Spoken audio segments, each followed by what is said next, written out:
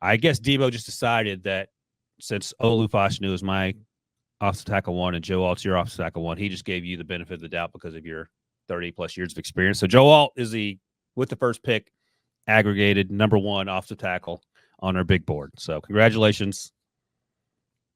Debo likes you better than me is what I'm getting.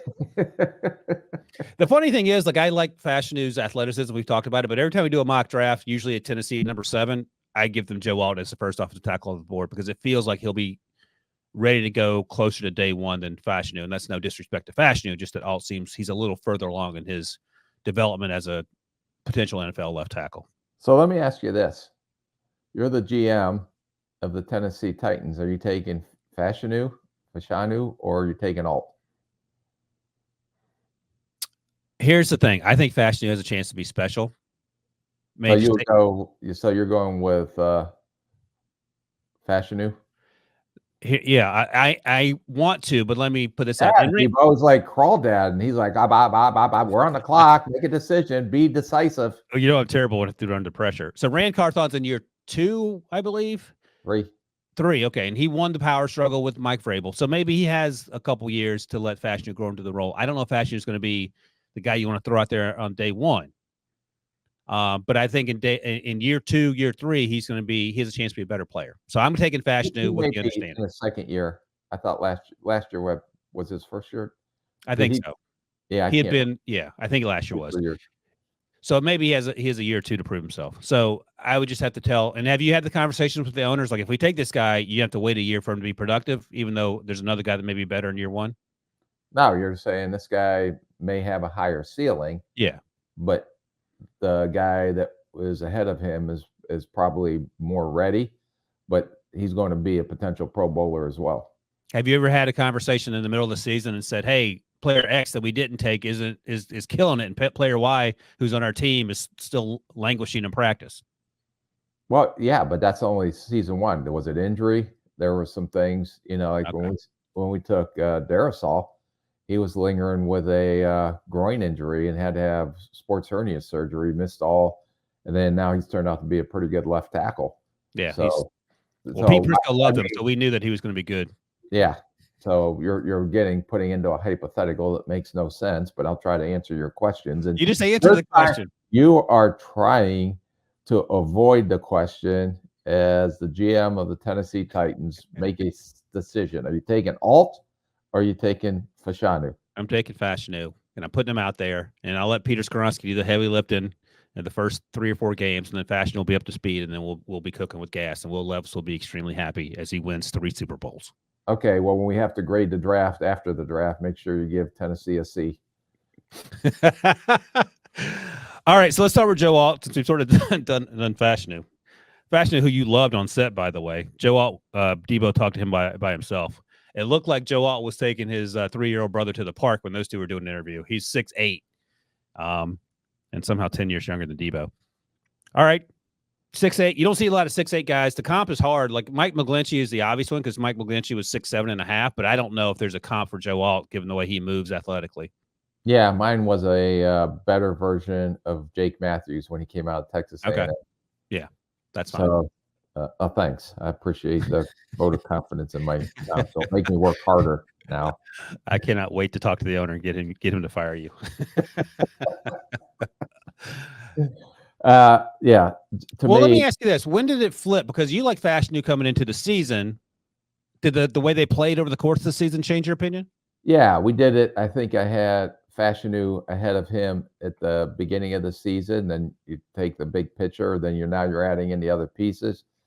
To me, what was surprising is that Joe Alt, the performance he put on the combine at that height, with his bend, his ability to move, his athleticism. He's not the most powerful run blocker, but neither is Fashanu. So he's very solid, steady Eddie, plays on his feet, really good at the second level. He's very good with his hands to tie defenders up. He's just not creating a lot of movement at the point, but more than enough for the running back to get by. Very good athlete out in space when you see him on pulls and screens and things like that. I just think he's a day one starter. You step in, all A+, character-wise, football intelligence, everything that at least what I know of that are off the board. The dad who played in the NFL, so he has the bloodlines, knows what it's about. He just, to me, never say a no miss prospect, but at this position, at this age, and the way he is performing and ascending through this pre-draft process, to me, it's a pretty much for sure solidifying your starting left tackle for years to come if he stays healthy. Yeah, I'm trying to find I'm looking at his 3-cone drill. I'll double check this. 7-3-1. Yeah. And that may not mean something by itself, but yesterday at the Texas Pro Day, Byron Murphy ran a 7.5 unofficial. And Byron Murphy is number one, weighs 290 pounds. So he's 30 pounds lighter than Joe Alton, obviously about 6 inches shorter, 6'1", 6'2", whatever he came in at. 7.3-1 is incredible for someone who looks like a redwood tree out there. Yeah. Well, he's not stiff like a redwood tree. No, that's right. Wingspan was almost 83 inches. By comparison, DeJuan Jones last year was, I think, 86. Yeah. And DeJuan Jones just blocked everyone by standing up with his arms out at a T formation. And Joe also, you would agree that he's a better athlete than DeJuan Jones, even though he's. Oh my God! Don't even make that comparison. Well, he's 60 pounds lighter. If DeJuan were 320, he probably would look like Magic Johnson out there if he were. In terms of the length. But the point is that you'll never have to worry about that. That's the funniest thing Rick's ever said. Okay, fair enough. He was 320 in 8th grade. That's the last time DeJuan Jones was 320. The other thing that I was thinking about when we had Fashanu, or you had Fashanu slightly ahead of Joe Alt, is that you thought that Joe Alt might have to be a right tackle coming into the season, and he proved to you that he could play left tackle, correct? Yeah. And I think he got better through the season, but he's technically sound. He's going to get better. He's only 21 years old. Yeah, he's pretty young. He's going to mature physically, get stronger physically.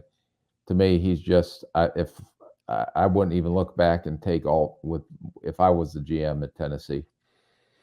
All right. I mean, there's no way if you're the Patriots, you're taking Joe Alt at 3, right? No. If there's a quarterback there? No. You can't come out of the draft without a quarterback. What if you don't like Jaden or Drake or JJ or whoever's not Caleb Williams and you're the Patriots? You just trade down? Just trade down. And just roll with Jacoby Brissett? Which, yeah, that's their decision. But here's the thing, though. What if you're not sold on? What if it's Jaden Daniels at 3? What if you're just not sold on him? You're not sold on him. You're asking questions that make no sense. What do you not like about him? Hey, man, I don't disagree with you. Mr. Trubisky was a number 2 overall pick or whatever he was. People do crazy things is my point. Mitch Trubisky was a one-year wonder. He still went top 3, however high he went. That's not. Did you make that decision? My point is that I'm not going to be making the decision for the Patriots. That's my point. Just randomly, I know you love hypotheticals, but all right. If I don't like the top 3 quarterbacks, I'm not going to force it. I'll trade down and get as much draft capital as I can. Maybe take a swing at a Bo Nix or someone later. But you don't want to live in a world where you're not taking one of these quarterbacks at top 3 is what you're saying. No. Okay. I don't know. It's hard for me to envision why they wouldn't unless they know something we don't know publicly. Okay. All right. I'm just trying to figure out how high Alt goes. Chargers at 5. He's do you play him at right tackle with the Chargers? Yeah, they need a right tackle, but they need more. They got Slater at left tackle, who's a really good player. So unless someone trades up, and the Cardinals aren't going to do it for you, you're taking Marvin Harrison Jr. because you got Paris Johnson Jr. already. Yeah. So 7 is the probably the highest landing spot unless there's a trade up at Tennessee. Yep. Okay. And the lowest is probably 7. If he's there at 9 and you're the Bears, do you think about it? I think you got to talk about it. Yeah, for sure. Braxton Jones. They drafted Darnell Wright last year.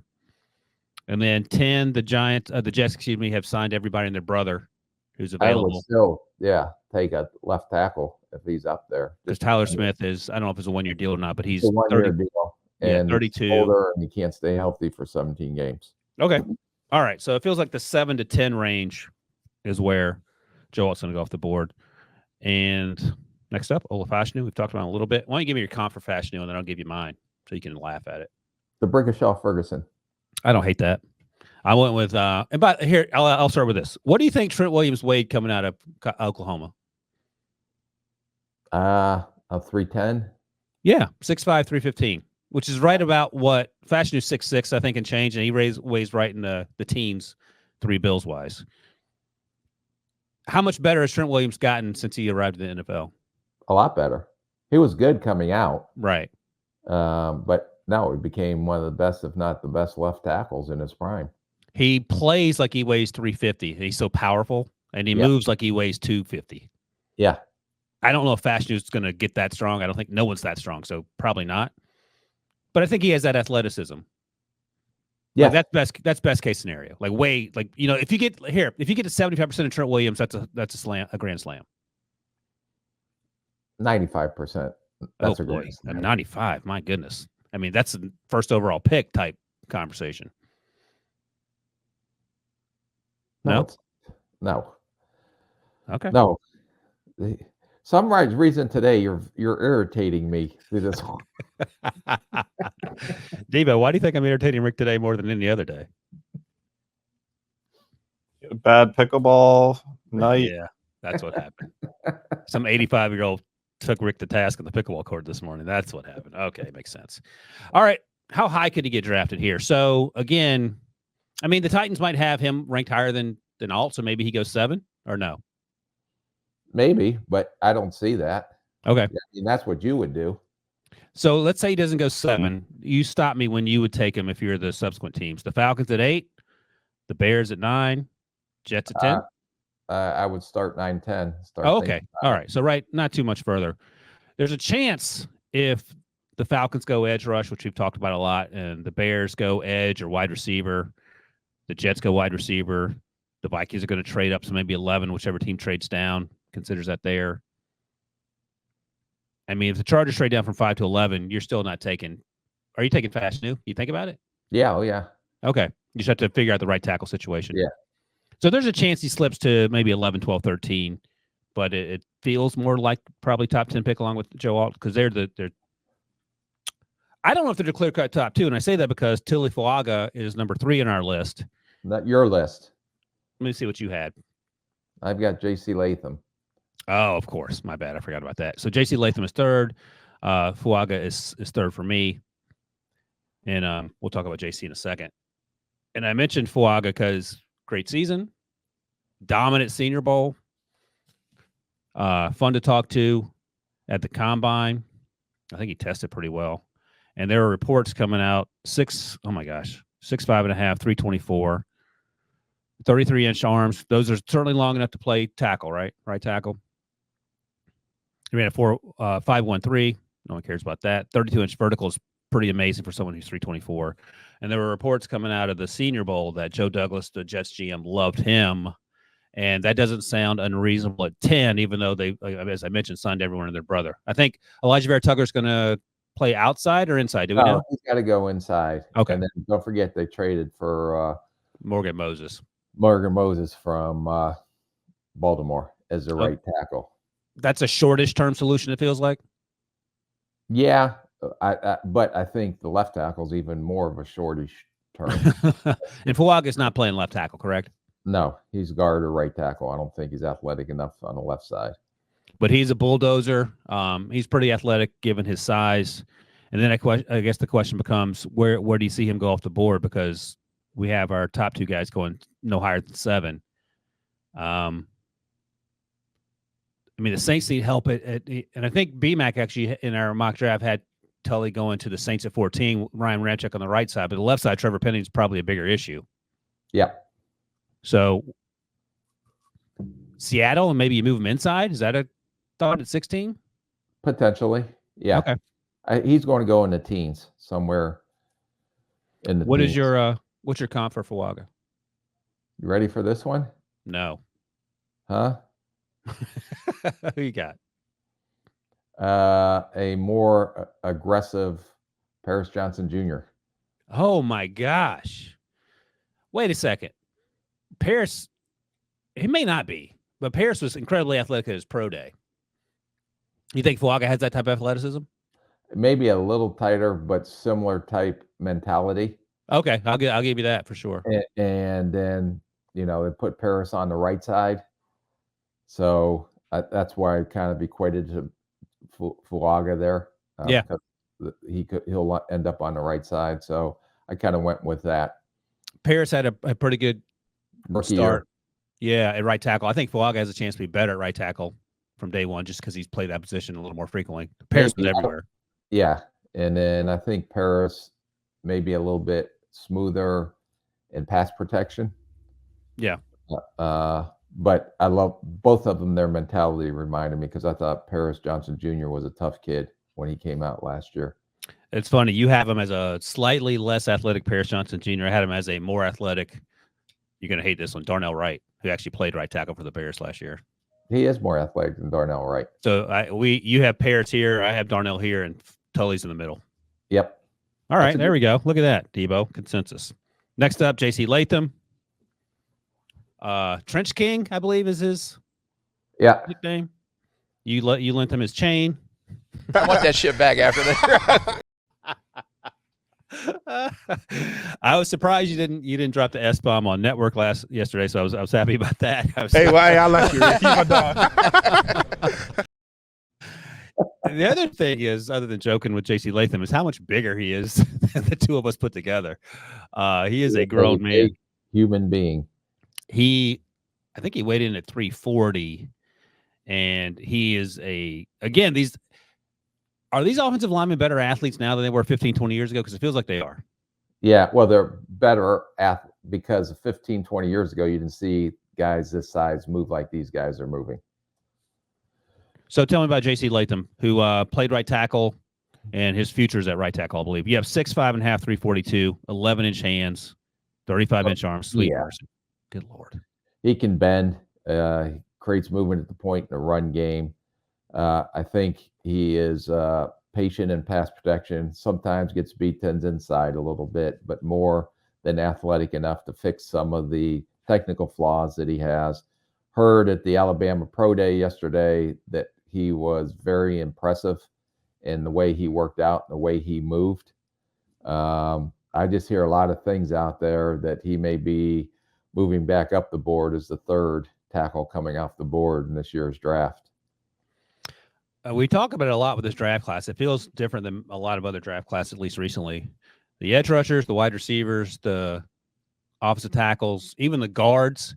You just pull a name out of a hat, and that could be some team's number one at that position. Yep. Right? Yeah. So that's great news for teams with those sort of needs with first-round picks. What's your comp for J.C. Latham? Another one that's incredibly tough when you're 6'5.5", 342, and moves like he does. All right, I went way back. Anthony Davis. Oh, wow. Yeah, that's a throwback. Was he as athletic as J.C.? Probably not. Yeah. Some of the similar things. I mean, you can maybe even throw in a Jawan Taylor, because he was another massive man that came out of Florida. So it's just these big guys that I think can bend, is what I was looking at, trying to come up with some comps. Jawan Taylor's actually a pretty good one. Jawan Taylor, second-round pick at the end of the day. I'm not sure if it was injury-related or just production. Yeah, there was some other things. Okay. Got him out of the second round. This guy's not going in the second round. But, yeah, Jawan hasn't quite lived up to expectations. I think people thought I was expecting more from him, but second-round pick. You know. Is that funny to you? Huh? Were you? No, I thought you were saying you were expecting more from J.C. Latham. Oh, no. Okay. JC's done pretty good. Listening to what you're saying. Yeah, JC's doing pretty good. Out about 20 minutes ago because you were getting on my nerves. He is on one today. All right, number 5 on our list. Let's see who you had. You had Hey, Debo, can you put $1 down that Latham goes before Fuanga? Yeah, we can do that. Let's do that. I like that. Who beat you today, Rick? Huh? Who beat you on the court? Who hurt your feelings, Rick? Who did this to you? We'll get them for you. Singles. When you work until midnight, my fingers are down to the bones. There's nothing left. It's just like. Were you doing radio last night? What were you doing? No, I had some other things I had to do last night. Not radio. You were up till midnight? Well, then I circled back. What time did I send you my homework in? I was late because I didn't send it in till later. 7:30 p.m. Eastern. Oh, my gosh. Yeah. You were in your PJs by then. So I guess midnight, my midnight is 9:30. Yeah, that's right. All right, so he's only working on 12 hours sleep, Debo. That's the problem. Next up, Tyler Guyton. He is Rick's number 5, and he is my 1, 2, 3, 4, 5, 6, 7. Wow, God, you loved him? Again, another example of you're wishy-washy. You're like a fish out of water. To be fair, he's actually my 6 because Troy Fashanu, who we'll talk about in a second, we moved him to the interior offensive line. So I had Fashanu ranked ahead of him as a tackle. Rick hates him because he wears shorts, but I had Amarius Mims ahead of Tyler Guyton. Excuse me. All right, but Tyler Guyton, right tackle, Oklahoma, played the 2022 season with Anton Harrison on the left side, the Jaguars' first-round pick, who moved to the right side. His rookie season in Jacksonville had an up-and-down year, but I liked his athleticism. Tyler Guyton versus Anton Harrison. Who's a better athlete? I think it's Anton by a little bit. Yeah. Okay. And Tyler Guyton, I thought, did some good things at the Senior Bowl, showed his his ability his toughness, greatness, whatever word you want to use in those 1-on-1 drills. And I think he makes a lot of sense between pick 25 and 32, for example. Yeah, no, I think I could see Kansas City as a landing spot for him, which would be ideal, or right before Kansas City, Baltimore, who does need a right tackle as well. Right. So I see him right in that area. One thing I want to bring up here, at 25 are the Green Bay Packers, and we've had Tyler Guyton going there. They don't need a right tackle. They have Zach Tom, who they like. Rasheed Walker is on the left side, replacing David Bakhtiari. When you're having these meetings and you have a right tackle and you're trying to figure out if you can play the left side, how do you figure that out? I guess the question, if you're the Packers, for example, trying to get a left tackle. Yeah, that's when you go down and go to their pro days, work them out, put them on the left side, have your offensive line coach go down there and work with him, and then see what your offensive line coach thinks when he comes back from that workout. And that's one of the things where you can ask the Shrine Bowl, the Senior Bowl, whomever, try him out on the left side during the week too. Yeah, and that's I don't think he did that, right? No, I don't recall, but yeah, that's what why they go there, because a lot of teams. That's why you see so many, especially offensive linemen, playing different positions. Just to see them in one-on-one situations with actual pads on. You have a comp for Tyler Guyton? You're not going to like this one. What do you got? Spencer Brown. Oh. Big. Tyler's a little better athlete, I feel like. Spence wasn't a bad athlete now. I kind of went with size and right side, but how'd you compare their anchors? Guyton's probably a little bit better anchoring. Okay.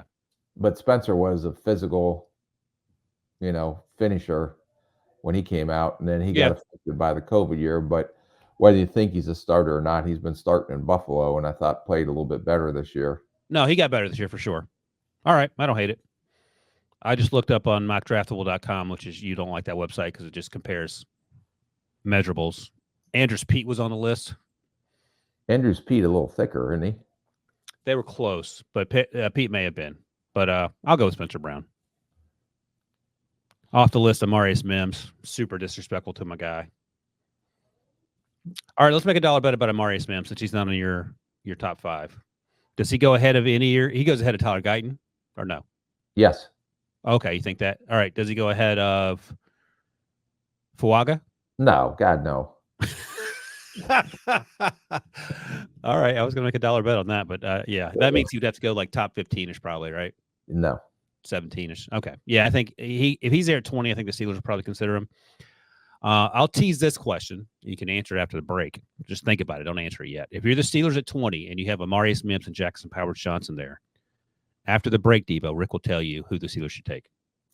Okay, real quick, because everybody's going to start yelling on this podcast, is how can you have Guyton and you have Mims going ahead of him, yet guys ranked behind Guyton? What's the answer? My answer is I haven't seen enough. You're betting on the come on Mims, and there's no question. But hurt last year, hurt at the combine.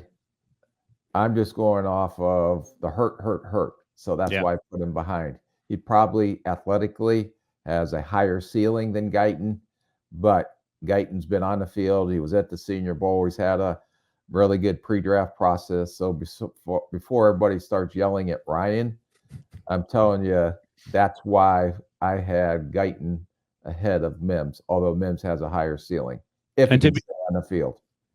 To be clear, you are in fact yelling at me because Rick doesn't read the comments. He doesn't even know how to open up YouTube. So just keep that in mind. Okay.